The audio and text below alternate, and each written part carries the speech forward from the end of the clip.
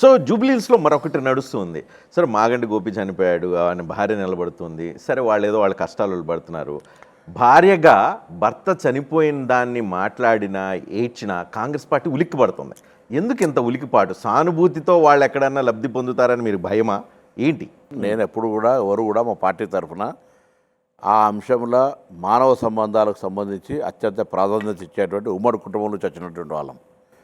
ఆ అంశం కాదు. ఇక్కడ ఎన్నికల సందర్భంలో టీఆర్ఎస్ నాకున్న సమాచారం అక్కడ నుంచి వచ్చిన సమాచారం మేరకు నేను కానీ తుమ్మల నాగేశ్వరరావు గారు అక్కడ వాళ్ళు ఓటు ప్యాటర్న్గా మార్చుకోవడానికి వీళ్ళ సలహాల మేరకు ఆ విధంగా చేస్తూ ఉన్నారు. ఎందుకమ్మా నీకు సంబంధించి యూ హ్యావ్ రైట్ అనేటువంటి మాట చెప్పారు తప్ప ఎవరు కూడా ఆ అంశాన్ని అంటే ప్రస్తావించాం.